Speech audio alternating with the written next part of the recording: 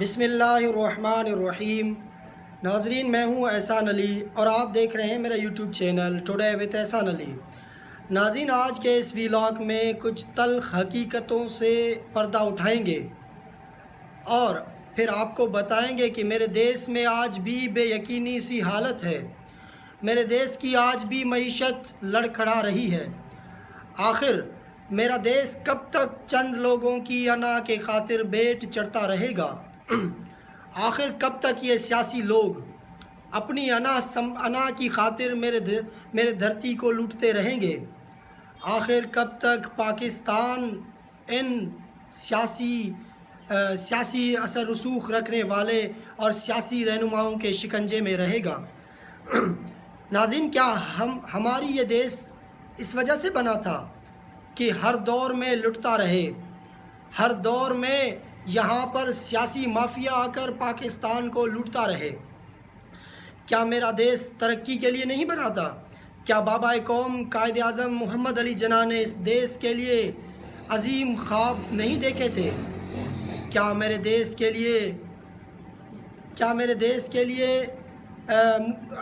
کے لیے ترقی یافتہ ممالک بننے کا خواب نہیں دیکھا گیا تھا؟ ناظرین، میرے دیس کے ان تمام تر رہنماؤں کو سوچنا پڑے گا کہ آخر گزشتہ 75 سالوں سے میرا دیس لٹتا رہا، مٹتا رہا۔ ان کی سوچوں کے بھیٹ چڑھتا رہا، پھر بھی اس دیس کو بخشا نہیں جا رہا۔ ناظرین، وہی انجینئرنگ کی جا رہی ہے جو گزشتہ 75 سالوں سے پاکستان کی سیاسی جماعتوں کے ساتھ کی جا رہی تھی۔ آج بھی پاکستان کی معیشت لڑکھڑا رہی ہے۔ آج بھی اگر دیکھا جائے، ڈالر اوپن مارکیٹ میں 315 روپے تک کا نہیں مل رہا۔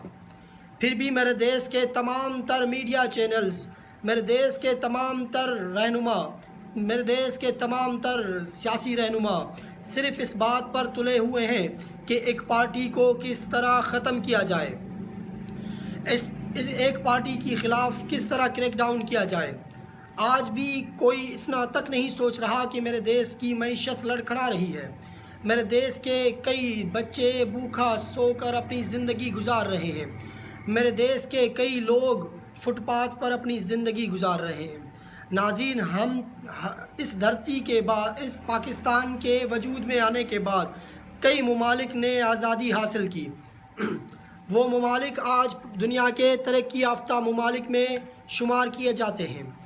اگر ہم جاپان کی مثال لیں، اگر ہم اس ملک کی مثال لیں جو ملک ہم سے ٹوٹ کر الگ بنا، ہاں وہ بنگلہ دیش جو ہم سے الگ ہو کر 71 کی دہائی میں آج ان کی معیشت ہم سے دگنا بہتری کی جانب گامزن ہے۔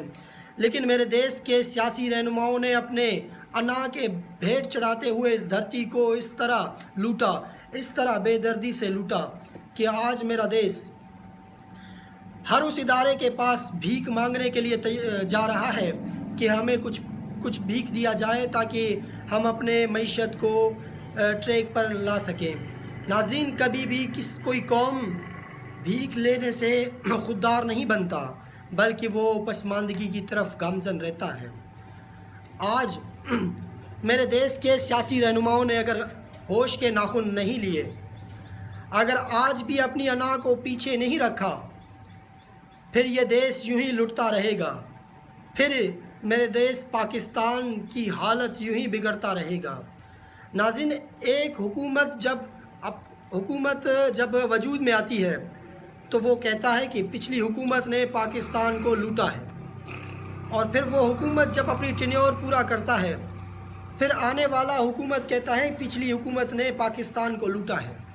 جب وہ اپوزیشن میں وہ لوگ ہوتے ہیں کہ کہتے ہیں کہ یہی ملک ہمارے ہاتھ میں دیا جائے تو اس کو ہم پیرس بنائیں گے، لیکن جب وہ اقتدار میں آتے ہیں تو پھر اقتدار میں آنے کے بعد وہ عوام اور اس مملکت خداداد کو بھول جاتے ہیں۔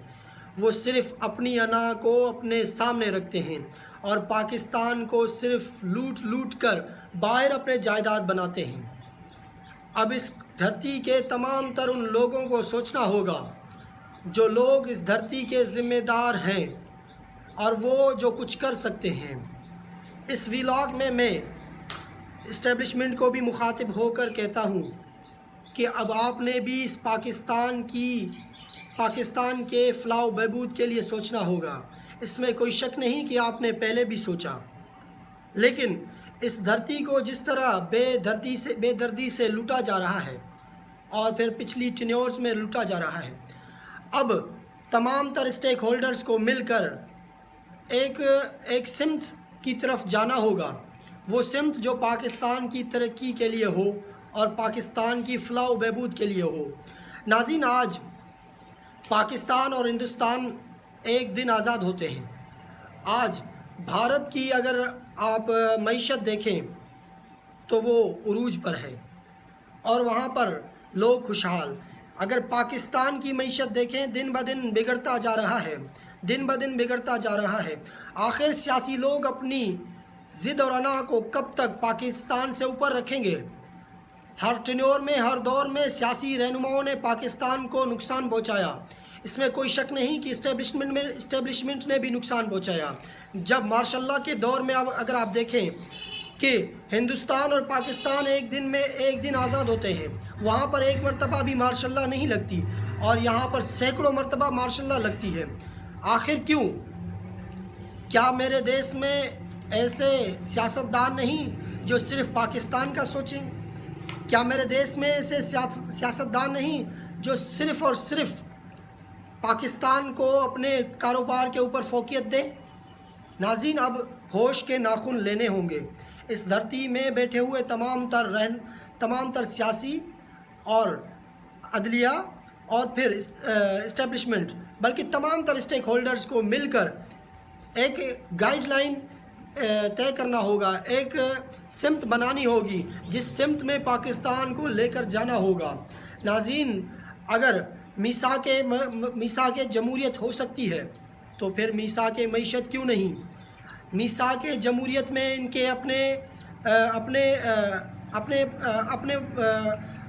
وجوہات تھے، ان کے اپنے مقاصد تھے، تبھی انہوں نے میثاق جمہوریت کیا۔ اگر یہاں پر پاکستان کے مقاصد ہیں، پاکستان کی معیشت کے لیے اگر آپ میثاق معیشت کرتے ہیں تو پھر اس میں کوئی حرج نہیں۔ ناظرین، جب گزشتہ روز اسد عمر نے بھی یہ کہا کہ اب پاکستان کے تمام تر اسٹیک ہولڈرز کو بیٹھ کر ایک میز پر بیٹھ کر ان کو ایک لائحہ عمل طے کرنا ہوگا۔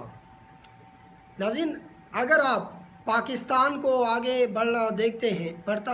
بڑھتے ہوئے دیکھنا چاہتے ہیں تو پھر پاکستان کی خاطر اپنے انا کو قربان کرنا پڑے گا، چاہے وہ عمران خان ہو، چاہے وہ شہباز شریف ہو، چاہے وہ نواز شریف ہو، چاہے وہ آصف علی زرداری ہو، چاہے وہ بلاول بھٹو زرداری ہو، چاہے وہ مولانا فضل الرحمان ہو یا پھر دیگر جماعتوں کے رہنما ہوں۔ ان تمام تر لوگوں کو اب یہ سوچنا ہوگا کہ پاکستان کی معیشت کس طرح ڈوب رہا ہے، پاکستان کس طرح پاکستان کی معیشت دن بدن نیچے جا رہا ہے۔ اب اگر یہ ہوش کے ناخن نہیں لیں گے، پھر اس دیش کو بچانے کے لیے اس دیش کے عوام کو اٹھنا ہوگا۔ یہ دیش انشاءاللہ بنا ہے قائم رہنے کے لیے، تا قیامت قائم رہنے کے لیے۔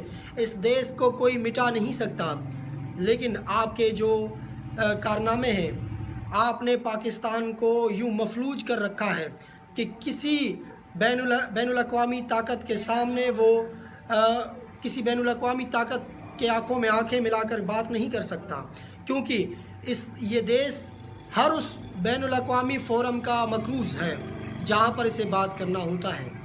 تو پھر ناظرین، اب 24 کروڑ عوام کو بھی سوچنا ہوگا اور پھر یہاں رہنے والے تمام تر ان سیاسی رہنماؤں کو اور تمام تر اسٹیک ہولڈرز کو سوچنا ہوگا کہ اس دھرتی کو آخر کس طرح اس دلدل سے نکالنا ہے۔